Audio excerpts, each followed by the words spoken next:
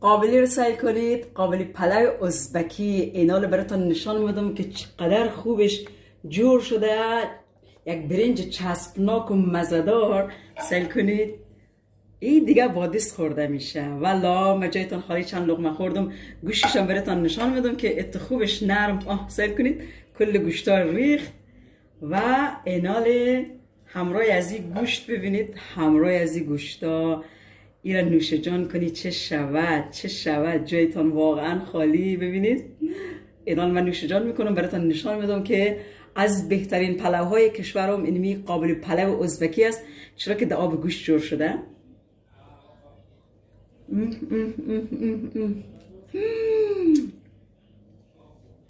والا مزه‌دار است. سعی کنید گوشت رو ببینید. گوشتم گوشت گوسفندی و تازه از قصابی خریدم. بسیار طعمش خوشایند آمده واقعا. یک لقمه دیگه مگر میشه این رو نخورد؟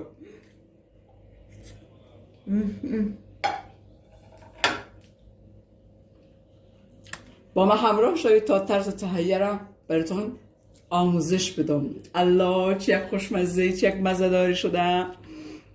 حالا بخوزین جور کنید. سعی کنید چه غذای جور کردیم دوستان نازنین. قابل پلو ازبکی از بهترین غذاهای کشورم هست. این برنج و یا این پلو بسیار آسان است، چرا که ما به صورت دمپخت جور کردیم یا دمی. نیاز به آبکش کردن برنج اصلا نیست. در آب گوشت جور شده. از برنج هایی است که بسیار چسبناک و مزه‌دار است. همراه دیست نوش جان کنید، بسیار مزه میده. سعی کنید چقدر گوشتش خوش رنگ و نرم آمده. ات خوبش شده که حد نداره و براتون پیشنهاد میکنم که حتما جور کنید. با ما همراه شوید تا طرز تهیه را براتون توضیح بدم. سلام و وقتتان بخیر دوستان قند و شیرین. به چینل آشپزی با سکینه خوش آمدید. امید که کلگیتان جور باشید و صحتمند. امروز قصد دارم براتون قابلی پلو ازبکی درست کنم که مربوط کشور خودم افغانستان میشه. کشور ما کلگیتان که خبر دارید از قومیت های مختلف ساخته شده کنار یک دیگه. ازبک داریم، تاجیک، پشتون، هزاره که خودم باشم. بعد دیگه چی براتون بگویم؟ ترکمن داریم. بعد بازم هست شاید من خبر ندارم. بر ما کامنت کنید، بسیار خوش میشم. کلگیتان سر چشم ما جای دارید. امروز با هم دیگه همراه میشیم تا قابل پلو مزه‌دار ازبکی رو جور کنیم. در اصل قابل پلو ازبکی همراه روغن کنجد جور میشه. روغن زغیر را من نمیدونم همین کنجد گفته میشه یا نه. اگر کسایی که اطلاعات دارد بر من بگویید، بسیار خوش میشم. مواد به معرفی میگیرم چه چیزهایی لازم است. ما اینجا 5 گلاس برنج تر کردیم همراه مقداری نمک و آبش هم ولرم است. نزدیک 3 ساعت یا 4 ساعت برنج خود حتما تر کنید. اینجا گوشت است، به هر اندازه که خوش داشتید گوشت بگیرید. گوشتم ترکیه واقعا قیمت شده. من الان همین گوشت خریدم دقیقا شد 290 لیر. 300 لیر بگیرید. 300 لیر ترکیه شد. و یک پیاله کشمش پلوی لازم است. مصالح پلوی لازم است که من خودم جور کردم. لینکش باز براتون میمانم. در پستای قدیمم ببینید طرز تهیهش ماندم. یک غوزه کامل سیر لازم است. 3 دانه زردک منظورم 3 دانه هویج است و 2 دانه پیاز کلان منظورم پیاز بزرگ است. اینال ده جور کردن میشید. و من امروز براتون بگویم این غذا را تکرارا من سفارش گرفتم. شهر بولوم زندگی میکنم و به تازگی سفارش غذا میگیرم که انشاءالله خدا بریم سلامتی بده که در راه موفق باشم. با هم دیگه شروع میکنیم در جور کردن. یک دیگ انتخاب میکنیم به اندازه برنجمان. ما اول بگذارید که دیگ خوب داغ شود. بعد از روغن اضافه میکنیم. بسم الله گفتم. ببینید روغن بستگی به خودتان داره. چرب خوش دارید چرب، اگر کم روغن خوش دارید کم روغن. من تقریبا نیم گلاس یا منظورم نیم پیاله بیشتر ریختم. روغن میگذاریم که داغ بیاید. داغ که آمد گوشتا رو ما سرخ میکنیم. هنوز روغن داغ نیامده. داغ که آمد گوشت اضافه میکنیم. روغن داغ آمده گوشتا رو اضافه میکنیم. بسم الله گفته اضافه میکنیم. بسم الله.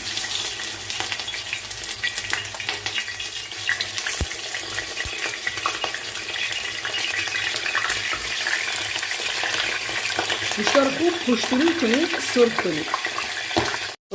روغنا میگم گوشتا رو سعی کنید سرخ شده. پیاز رو من اضافه میکنم. پیاز رو حتما ببینید باید خلالی کنید، کلش رو خلال کنید و اضافه میکنید.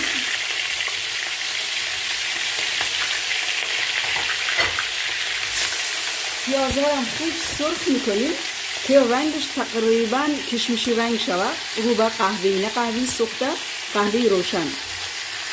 پیازا تا سرخ نشده مقداری زیره لازم است که استفاده کنید. ببینید من زیره ها رو کوبیدم، ولی شما میتونید سالم استفاده کنید. اورجینالش کسایی که جور میکنن زیره سالم استفاده میکنن، ولی من چون الان زیرای پاک کرده نبود از میده شده استفاده میکنم. خیلی کم ببینید به این اندازه اضافه میکنیم.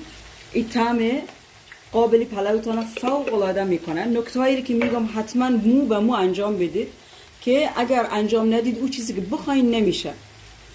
و من براتون تضمین میکنم که بهترین قابلی پلو عمرتان میشه، چون واقعا مزه‌دار میشه. پیازا رو سیل کنید به همین اندازه که سرخ شد کافی است. خیلی ها بیشتر از این سرخ میکنن که تقریبا قهوه‌ای سوخته میشه و برنج همراه از اون رنگ میدن، ولی من اینمی قدر بسنده میکنم. شما هر رقم خوش داشتید انجام بدید، بیشتر از این میتونید سرخ کنید ولی من همین قدر هست کافی است. زیر گاز من الان خاموش میکنم. گوشتا رو من داخل دیگ بخار میندازم. دیگ بخار منظورم زودپز است، ایران زودپز میگن. میمانم به مدت 45 دقیقه، بازم بستگی به دیگ بخارایتان داره. گوشت کاملا 80%ش باید پخته شود، بعد از اون داخل برنج دم میخوره. پس اینا رو دیگ بخار من میندازم تا نرم شود گوشت. این هم دیگ بخارهای ترکی. ببینید من گوشت داخلش ریختم. حتما آب جوش اضافه کنید، آب سرد اضافه نکنید که گوشتتان خامبویی میگیره، اصلا طعمش خوب نمیشه. نمک هم الان اضافه کنید چرا که در دیگ بخار پخته میشه. من درش بسته میکنم، میمونم که تا نرم شود. گوشت پخته شده من کنار گذاشتم. ببینید نرمال یا کسایی که قابلی پلو ازبکی جور میکنن زردک سرخ نمیکنن، کشمش هم سرخ نمیکنن. امروز من چون سفارش گرفته میخوام یک کمی شکلش مقبول تر شود، دیزاینش خوب شود، من جداگانه سرخ میکنم، هم داخلش میندازم هم جداگانه سرخ میکنم. این حال شما خوش داشتید مثل من انجام بدید، خوشم نداشتید مثل مردم ازبک کشورم تنها چیزش کنید، داخل خود پلو بندازید زردک و کشمشم، دیگه ضرور نیست روش بندازید، بستگی ده ذوق و سلیقه خودتان داره.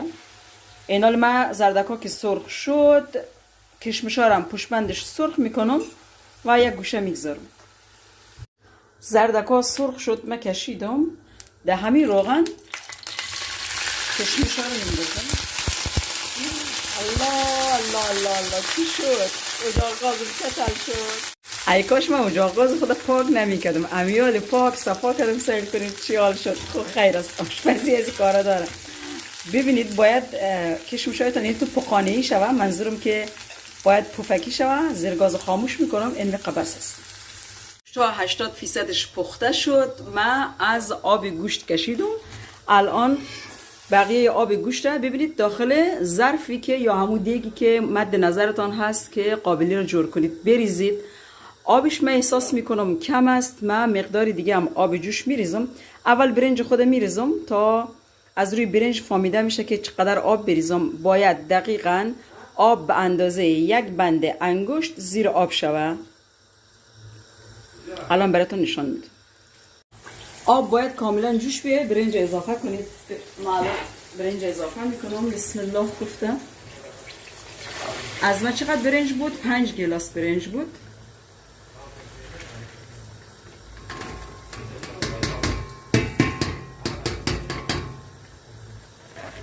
الله دستم سخت.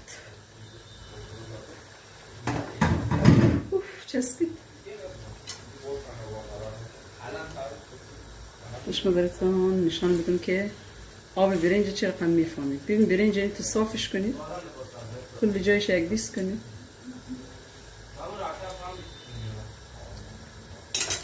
یا کنید تو شور بدیدم کلش یک بیست شد. برنج ها از بغلش بکشید پایین.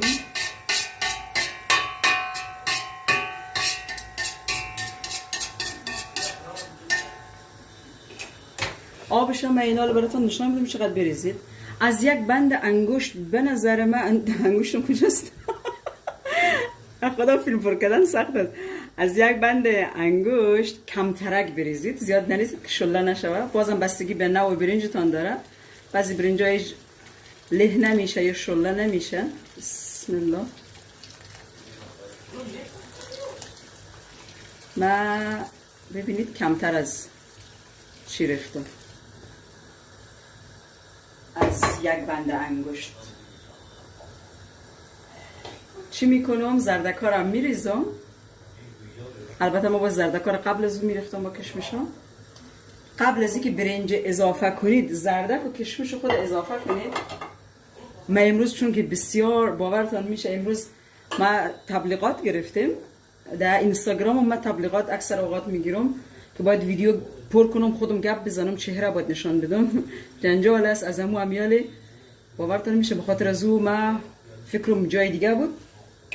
پس شما قبل از اینکه برنج اضافه کنید زردک کشمشتون اضافه کنید. خب حالا من تو کدام خیر است. البته این رقم هم میشه، به نظر من هیچ بدی نداره.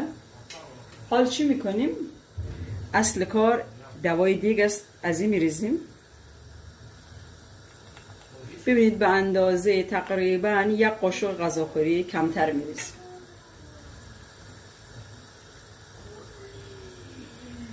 البته بیشتر وقت دم دادن میریزن، الانم بریزید هیچ فرقی نمیکنه. نمکش نگاه کنید دقیقاً. من درش بسته میکنم تا آب برنج خشک شود. درش بسته میکنم، آب برنج که خشک شد بعد از اون تیکه دم کنی خود میگذاریم، گوشتارم روش میگذاریم. این زردک و کشمشایی که من برای تزیین سرخ کردم داخل ایتو کاغذ آلومینیومی بگذارید، جمعش کنید، ایتو بستش کنید.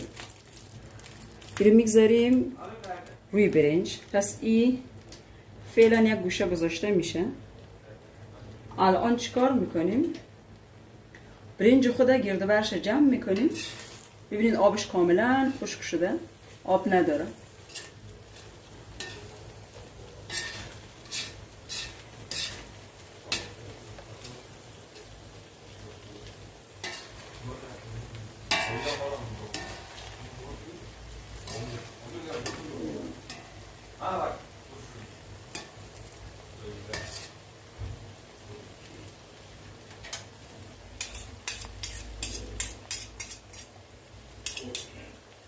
همراه دسته کفگیر ایتو سراخش کنید چند جایشه.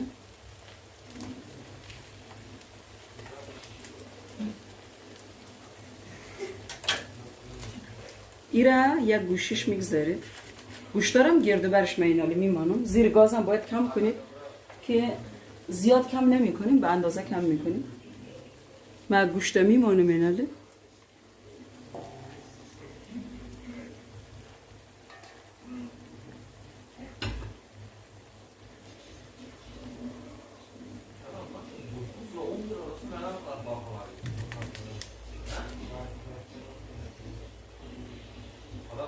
داره آب گوشت من دیره میرسم.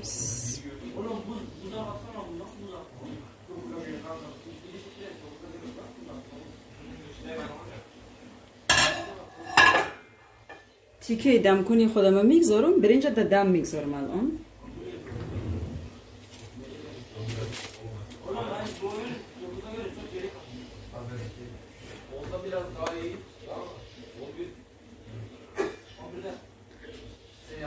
من همیشه برنجای من 45 دقیقه دم میدم. باز بعضیا من میشنوم میگن ما نیم ساعت دم میدیم. این حالا هر رقم که خوش دارید. من 45 دقیقه خودم میگذارم. 5 دقیقه زیر گاز زیاد بگذارید، نه زیاد که بسوزه، کمکی رو به زیاد که برنجتان نسوزه.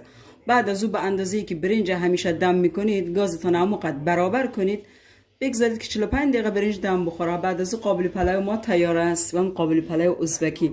امیال یک عطر خوشایند آشپزخانه رو گرفته که حد نداره.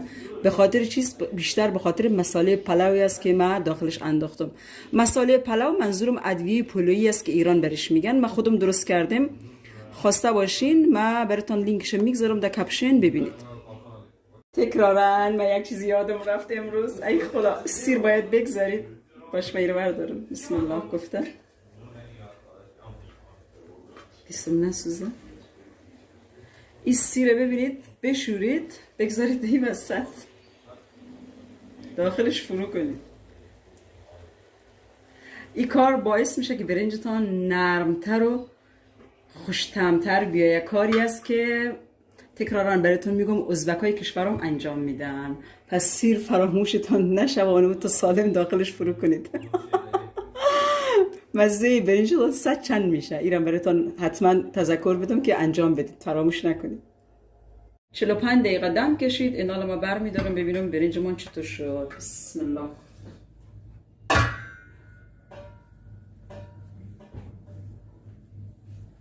الله دیگرگاه اسمت کجاست؟ این پایین مانده. اول گوشتا رو برمیداریم. من گوشتا رو بردارم، این میره آرام بردارم که شکل خود از دست نده، چون که ماهیچه باید سالم بیرون کشیده شه. بسم الله. این از ماهیچهش، این از قسمت های دیگهش.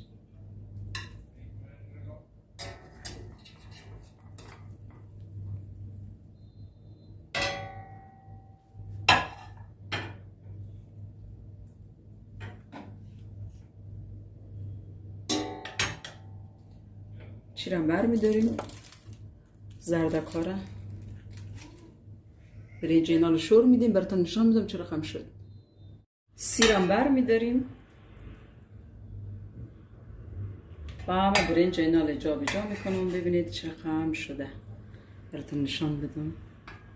سیل کنید چطور خوبش شده. کشمش و زردک. الله، من قابل پلو بسیار خوش دارم. به نظر من از بهترین غذاهای مردم کشورم این قابل پلو است. باش براتون از نزدیک نشان بدم. سیل کنید چطور خوب دانه دانه و خوبش آمده. من کلگیش را جا به جا میکنم. قول مادرم سر و زیر میکنم که کلگیش یک دیس شوه. بعد از اون قوری میکشم. گوشت رو باید وسطش بگذارید، میتونید حتی روی برنج بگذارید. تزیین میکنم براتون نشان میدم. از این کردم، من کمی پستم اضافه کردم. ببینید چقدر خوبش شده. اینقدر نرم و مزه‌دار گوشتش هم شده که حد نداره. بچه‌ام الان چند قاشق خورد، بسیار خوششان آمده. حتما در این طریقه قابل پلو جور کنید که از مزهش سیر نمی کنید. این براتون تضمین شده میگم، چرا که در آب گوشت دم خورده و طعم خوشایند خود گرفته. حتما مساله پلو که من اضافه کردم شما هم درست کنید و اضافه کنید. او وقت میفهمید که قابل پلو چه مزه‌ای داره. چینل مرد دوستایتان معرفی کنید، بسیار خوش میشم. کسایی که در صفحه ما هستید واقعا باعث افتخار است که در صفحه ما هستید. و من اینستاگرام دارم، خوش میشم که عکس غذاهایتان در اینستاگرام من رایی کنید. و چی براتون بگویم، نام چینل یوتیوب مرا که میتونید آشپزی با سکینه است، ولی اینستاگرام، تیک توک و فیسبوک من نامش فرق میکنه. من بالای صفحه براتون میگذارم. AFG آشپزی علینیا هست. و من حتما این غذا را که بردم، کسی که نوش جان کرد ازش من عکس میگیرم، در اینستاگرام خودم استوری میکنم که از طعم این غذا خوشش آمده یا نیامده. چون که تکرارا میگم این غذا سفارش است. روزتان خوش. خوشحال هستم که کنارم هستید.